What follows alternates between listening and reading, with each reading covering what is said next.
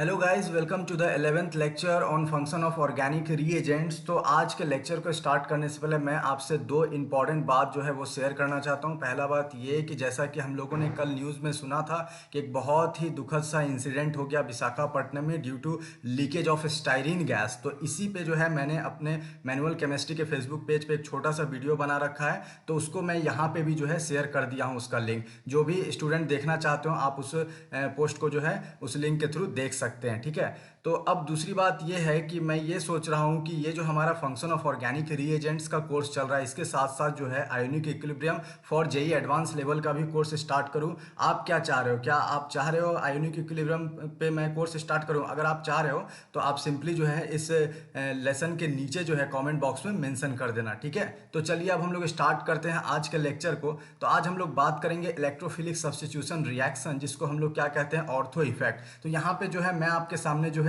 तीन ऑर्गेनिक के रिएजेंट को प्रेजेंट करने जा रहा हूँ और तीनों का रिएक्शन जो है हम लोग फिनॉल से कराएंगे। फिर देखेंगे कि आखिर तीनों का जब रिएक्शन फिनॉल से होगा तो किस टाइप का प्रोडक्ट मिलेगा। और ये तीनों रिएजेंट जो है अपने आप में बहुत ही इंपॉर्टेंट है, क्योंकि मैं बार बार क्या कह रहा हूँ कि जब भी अगर एडवांस लेवल में भी क्वेश्चन पूछा जाता है तो वहाँ पे आप मैकेनिज्म के थ्रू करेंगे तो बहुत लेंदी हो जाएगा और बहुत टाइम टेकन होगा। इसीलिए इस तरीके से अगर आपको फंक्शन पता होगा ना तो इमीडिएट कर पाओगे। और लास्ट के कुछ लेक्चर्स में आपने देखा होगा कैसे अगर टेम्परेचर चेंज हो रहा है बाकी सब कुछ सेम है तो प्रोडक्ट चेंज हो जा रहा है। फिर इससे जस्ट पहले वाले लेक्चर जो 10th लेक्चर था उसमें हम लोगों ने क्या देखा, सब कुछ सेम था, बस क्या था, सॉल्वेंट चेंज था। एक में जो है कार्बन डाइसल्फाइड हम लोगों ने लिया, एक में हम लोगों ने वाटर लिया, तो उसके कारण भी प्रोडक्ट चेंज हो गया। तो इसी तरीके से अब हमें देखना है। तो पहला इसमें जो है वो रिएजेंट क्या आता है, NaOH प्लस CCl4 हो गया। ठीक है, दूसरा हमारा जो इसमें रिएजेंट हो जाता है वो हो जाता है NaOH और प्लस हो जाएगा कार्बन डाइऑक्साइड। और तीसरा जो है वो हमारा आता है NaOH प्लस क्लोरोफॉर्म CHCl3।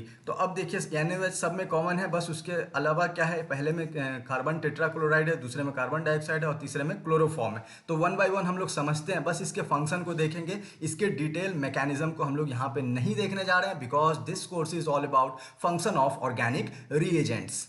तो देखिए यहाँ पे हमारे पास फिनॉल है। अब वन बाय वन जो इसका हम लोग रिएक्शन कराएंगे। तो सबसे पहले अगर हम लोग फिनॉल का जो है बड़े ध्यान से देखना है, NaOH तो सब में कॉमन है, तो NaOH प्लस अगर CO2 लेते हैं तो देखिए हमारा प्रोडक्ट क्या बनता है। तो यहाँ पे सिंपली क्या होगा ये बड़े ध्यान से देखना है, OH रहेगा और फिर ये यहाँ पे आ जाएगा COOH ग्रुप अटैच हो जाएगा और इसका नाम क्या हो जाता है ये कंपाउंड का, सैलिसिलिक एसिड। तो ये सैलिसिलिक एसिड बना दिया। ठीक है, ये चीज़ ध्यान में रखना है। अब दूसरा जो हम लोग इसका रिएक्शन देखिए किससे कराते हैं, NaOH तो रहेगा ही, तो वो चलिए लिख लेते हैं। और उसके बाद फिर हम लोग इसके NaOH के साथ जो है कार्बन टेट्राक्लोराइड यूज करते हैं। तो यहाँ पे हमारा क्या बनता है, यहाँ पे भी मजे की बात यही है कि यहाँ पे भी सैलिसिलिक एसिड ही बनता है। इस तरीके से देख पा रहे हैं, OH है और फिर COOH है, तो ये भी क्या हो गया, सैलिसिलिक एसिड ही हो गया। चलिए दो बन गया। अब तीसरा का हम लोग देखते हैं कि वो क्या होता है। तो यहाँ पे तीसरा जो हमारा केस है वो NaOH प्लस क्या है हमारा, ये है क्लोरोफॉर्म CHCl3। तो देखते हैं कि अब इसका फिर प्रोडक्ट क्या बनता है। तो इसका प्रोडक्ट जो अब हमें देखने को यहाँ मिलता है इस तरीके से, ये देखिए OH तो एज इट इज रहेगा, इसके ऑर्थो पोजिशन पे जो है CHO एल्डिहाइडिक ग्रुप जो है अटैच हो जाता है। ठीक है, तो हम लोग देख पा रहे हैं ना कि सब में क्या था, NaOH था, बस डिफरेंस क्या हुआ, डिफरेंस यही हुआ कि एक में कार्बन टेट्राक्लोराइड, दूसरे में कार्बन डाइऑक्साइड और तीसरे में जो है यहाँ पे हम लोगों ने क्लोरोफॉर्म यूज किया। तो यहाँ पे जो है ये एक्चुअल में एक नेम रिएक्शन भी है। जैसे अगर फिनॉल का जो है NaOH प्लस कार्बन टेट्राक्लोराइड के साथ रिएक्शन कराएंगे तो इसको हम लोग कहते हैं रीमन टिमन रिएक्शन। ठीक है, तो ये रीमन टिमन नेम रिएक्शन हो गया। इधर थोड़ा देखें, अगर यही फिनॉल का NaOH प्लस कार्बन डाइऑक्साइड के साथ रिएक्शन कराएंगे तो ये हो जाएगा हमारा कोलबेस इलेक्ट्रोलाइसिस रिएक्शन। तो ये कोलबेस का रिएक्शन हो जाएगा। फिर यहाँ पे ये देखते हैं, अगर इसके फिनॉल के साथ इसका ये रिएजेंट यूज करेंगे तो ये भी एक नेम रिएक्शन होता है। और मजे की बात क्या है, ये भी हमारा रीमन टिमन रिएक्शन ही हो जाता है। तो दो हमें ये और ये जो है रीमन टिमन रिएक्शन देखने को मिला और एक हमें कोलबेस का जो है वो रिएक्शन देखने को मिला। तो कोलबेस हो गया और ये रीमन टिमन हो गया। तो यहाँ पे बस ये ध्यान रखना है, कार्बन टेट्राक्लोराइड यूज तो सैलिसिलिक एसिड, यहाँ पे CO2 भी यूज तब भी सैलिसिलिक एसिड। लेकिन यहाँ पे अगर हम लोग जो है क्लोरोफॉर्म यूज करते हैं तो 2 हाइड्रोक्सी बेंजल्डिहाइड वो बनेगा। ये बस इसके रिगार्डिंग यही ध्यान में रखना है। और यही क्या होता है कि आपका रिएक्शन जो चलता रहता है उसके एक स्टेप में जो ये डाल देगा, NaOH प्लस CCl4 या फिर CO2 या फिर CHCl3। अगर वहाँ पे जो है आपको डायरेक्ट फंक्शन पता है तो विद इन सेकेंड जो आप सीधे लिखोगे और आगे बढ़ोगे। यही तो जेईई एडवांस का जो है ये ब्यूटी है कि वो एक अकेला आपसे इसे डायरेक्ट नहीं पूछेगा, बल्कि अगर 6-7 रिएक्शन को इन्वॉल्व करके एक क्वेश्चन बनाएगा तो उसके एक पार्ट में आपको जरूर इस टाइप का क्वेश्चन मिल जाएगा। तो ये इसीलिए मैं कह रहा हूँ ये हमारा जो कोर्स है बहुत इंपॉर्टेंट है। तो ये क्लियर हो गया। अब चलिए अब हम लोग दूसरे रिएजेंट्स की ओर मूव ऑन करते हैं।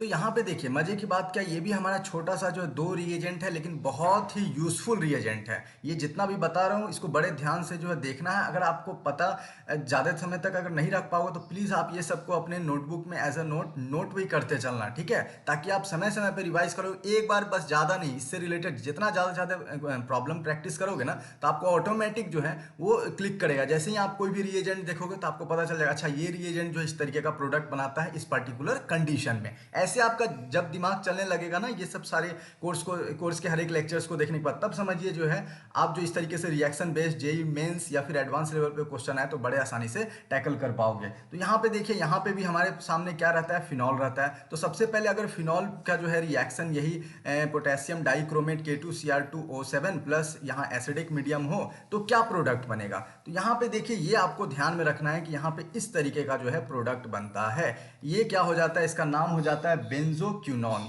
ठीक है। तो इसका नेम भी लिख लीजिए बेंजोक्विनोन। तो ये ध्यान में रखना है। दूसरा क्या हो जाएगा कि अगर हम लोग इसका ही जो है रिएक्शन वो जिंक डस्ट के साथ कराते हैं और साथ में हीटिंग भी करते हैं तो ये जो फिनॉल है ये डायरेक्ट क्या बन जाएगा, ये डायरेक्ट बेंजीन बन जाएगा। अब देखिए ये कितना पावरफुल स्टेप है ना। अगर आपको कभी भी जो है ऑर्गेनिक के कन्वर्जन रिएक्शन में फिनॉल दिया हुआ है और आपको इमीडिएट जरूरत पड़ रहा है कि फिनॉल से किसी भी तरीके से बेंजीन बन जाता ना तो आगे हम लोग रिएक्शन कर पाते। तो वहां पर डायरेक्ट क्या करना, आपको जिंक डस्ट और हीटिंग कीजिए और सीधा जो है वो फिनॉल से बेंजीन बनाइए, यही इसका बेनिफिट होता है। तो इसी तरीके से आई होप आपको समझ में आ गया होगा। चलिए तो यही 2 इंपॉर्टेंट फंक्शन था इसका कि फिनॉल के साथ कैसे ये दोनों रिएजेंट जो है वो रिएक्शन करता है। उसके बाद हम लोग एक और देखते हैं, एक और बहुत इंपॉर्टेंट सा ये एक रिएक्शन का इक्वेशन है, ठीक है। ये आप ध्यान रखिएगा कि कार्बन मोनोऑक्साइड रहे और यहाँ पे 2 यूनिट जो है H2 रहे और यहाँ पे Zn यहाँ पे क्या रहे, ZnO रहे, ठीक है, इस तरीके से रहे। फिर यहाँ पे ZnO के साथ साथ क्या रहे, यहाँ पे Cr2O3 रहे। फिर उसके बाद जो है हाई टेम्परेचर, ये ध्यान रखना, हाई टेम्परेचर और प्रेशर रहे तो ये हमारा क्या बनाएगा, ये बनाएगा CH3OH, ठीक है। तो ये हमारा मिथनॉल हो गया। तो ये बस एक रिएक्शन जो है आपको ये ध्यान में रखना है और इससे ज़्यादा जो है इसमें कुछ भी ध्यान में नहीं रखना है। हो सके तो इस रिएक्शन को जो है आप नोट डाउन कर लीजिए। तो चलिए अब हम लोग नेक्स्ट रिएजेंट की ओर मूव ऑन करते हैं। अब अगला जो ये हमारे सामने जो रिएजेंट है ये क्या है, इथेनॉलिक KCN या फिर NaCN। तो इनका फंक्शन क्या होता है, तो बहुत सिंपल है। अगर हमारे सामने कोई भी जो है एल्काइल हेलाइड हो, यहाँ पे इस तरीके से देख सकते हैं CH3CH2Cl हो गया, ठीक है। तो ये एल्काइल हेलाइड हो गया और इसका जो है हम लोग इथेनॉलिक KCN या फिर NaCN कुछ भी यूज़ करो आप, तो यहाँ सिंपली क्या हो जाएगा, ये जो है Cl जो है वो हट जाएगा और यहाँ पे अटैच हो जाएगा क्या, CH3CH2CN। ये इस तरीके से बन गया। ये सिर्फ एलिफेटिक कंपाउंड में नहीं बल्कि एरोमेटिक कंपाउंड में भी होता है। यहाँ पे जैसे अगर बेंजीन रिंग ले, ठीक है, ये बेंजीन रिंग ले लेते हैं CH2 और यहाँ पे जो है इस तरीके से जो है Cl हो गया। तो ये हमारा बेसिकली क्या हो गया, ये हमारा हो गया एराइल हेलाइड और ये एराइल हेलाइड हो गया और ये एल्काइल हेलाइड हो गया। तो एल्काइल हेलाइड में तो ये रिएक्शन करके CN बना दिया, सिंपली Cl को हटा के। एग्जैक्टली इसमें भी एराइल हेलाइड में भी क्या करेगा, सब कुछ एज इट इज रहेगा। बेंजीन रिंग यहाँ पे सिंपली क्या हो जाएगा, CH2 रहेगा और फिर यहाँ से Cl हट के CN बन जाएगा। तो ये ध्यान रखना, ये एराइल हेलाइड और एल्काइल हेलाइड दोनों के साथ रिएक्शन करता है और उसका जो हेलोजन को हटा के साइनो ग्रुप जो है वो अटैच कर देता है और ये कुछ नहीं करता है। तो ये इसका इंपॉर्टेंट फंक्शन है, ये आप ध्यान रखिएगा।